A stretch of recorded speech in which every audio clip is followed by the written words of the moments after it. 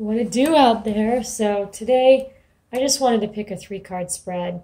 And a lot of times when I go to pick a 3-card spread, it's been about work a lot because I've not wanted to ask about tarot because there was one obvious thing to do about tarot, which I didn't feel like doing, but it's been done.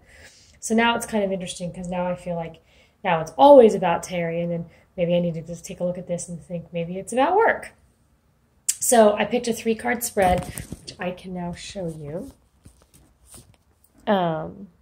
Once I learned the perspective. So I've started something new as I'm learning these. I'm putting little post-it notes on, which is also going to help me because when I take pictures in the future, it'll kind of help jog my memory. So here's my spread. I just picked 3 cards at random. I got the Daughter of Cups, the 3 of Cups, and the Ace of Swords. So I'm actually really excited about what this means for me. And I can apply it both to work, although probably a lot to do with Terry right now. But the Daughter of Cups, the Daughter of Cups is very much about creative beginnings. And you can see she's got this like rainbow kind of emanating from her, like really oozing creativity now. And what I love about this card and the Ace of Swords, which is also like very much a new beginnings, a raw, like a breakthrough of your mind, like your mind gets to re-engage, see something new for the first time, this aha moment. And I love that because honestly, the cards that I were getting before I broke up with Terry all said stunted creatively, stuck in a rut, not able to express yourself, feeling all those things. A lot of like the 8 of Swords, feeling like self-imposed constriction, and a lot of just hard cards. So these are all great cards for once, and I don't get these readings very often. My readings recently have been hard, and I've been not wanting to do tarot as much for a whole number of reasons, but that was really one of them. And for me, rainbows, so the Ace of Swords has the rainbow in it, as does the Daughter of Cups. And so what's cool about that is I was doing a little research, but then I kind of like to figure my own symbolism on that. And rainbows to me are creativity. I mean, when you think about it in the broad spectrum, it's one of the first things you learn to draw as a kid, right? Rainbows. It's a thing that everyone has a fascination with. It's joy. I mean, every kid loves to see the rainbow after the rain. Adults like it too. I still take pictures of them from my car when I'm driving when I see a really good rainbow. It is several things. To me, it's creativity, it's joy, but it's also, it's also beauty after a storm. It's coming out of something hard and seeing the beauty of the lesson that you learned from it, and the beauty that your life gets to be now as you apply that lesson, but you're also free from whatever that storm was. And then I just love this one, just needing to be around my friends. And I agree, I'm going to take a lot more time, invest a lot more energy into my friends so that I can, yeah, I'm really happy about this. So if I try to think about this, this very much to me speaks like this is a Terry card. Like I needed Terry. Terry took up a significant amount of brain space. And the thought of getting that brain space back, that's a very good thought to me.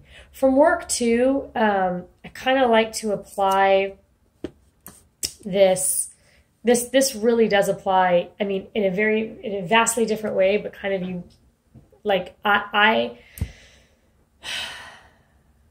struggle with interpersonal relationships. I am so good at organizing information. I am so good at organizing all those moving pieces of a project. And I call it keeping it scrappy, right? I am so good at saying, oh, this gear's wonky here.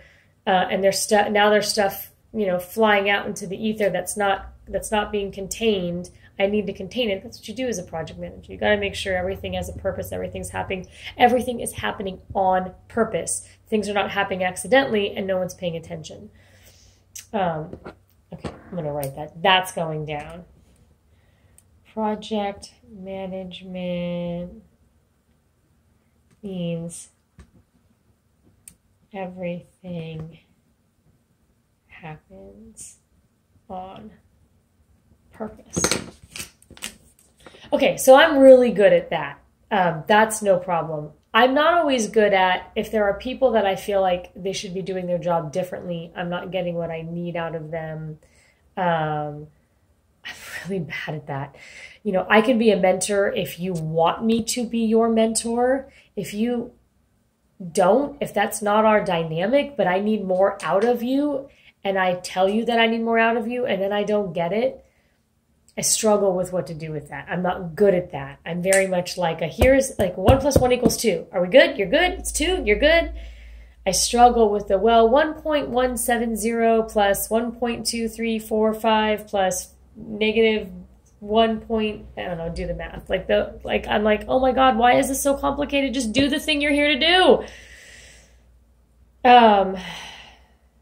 And because of that, and because I've been a one-woman show most of my life, most of my career, I was given this broad spectrum called project management, and it included change management, and it included communications, and it included a lot of, I even helped the BSAs out. I would mark up wireframes. I would help write functional specs.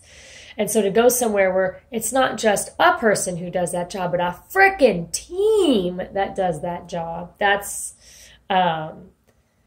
it's hard for me because there's certain ways I just like to do things, and I've had to get over it. And, I've rubbed people the wrong way. People have rubbed me the wrong way. And, now I have to sort of get back to singing Kumbaya.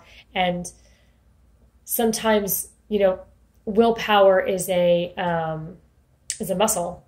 And you can make it soar. You can overwork it. You can take it to its limit. And so if you're having to constantly take in the feedback from other people and compromise and weigh it and check yourself, and there comes a point in time where you're like, God damn, I really just need to move forward with things, and I'm struggling to make sure that we still move forward singing Kumbaya. So what I like about this is, you've got this sort of, getting with your friends. And I do have very close friends that, I can align with to make this, to me, that's creating those alliances within my job to kind of help me through this. But then B, the Ace of Swords, that aha moment, I know it's coming. I know I'm going to get to work. I'm going to be clear-minded. I'm going to sit down. We're going to have a couple meetings, and I'm going to go, okay, I know what to do. And I'm excited about that. And part of how I'm going to get there is by creativity. I am going to get there by, I also like the idea of the inner child. My job is tough. I'm in charge of a multi-million-dollar project with 70 people, in my broad spectrum. And I kind of like the idea of okay, sometimes children keep things super simple. Sometimes children have a really kind of gorgeous way of thinking about things, and maybe I can get back to that aspect of it. So that also makes me really happy. So dual meaning for me, definitely good on with the breakup, keep moving forward. But hey, maybe it was a tough week at work last week, and maybe this week's going to be better. So thanks for checking in.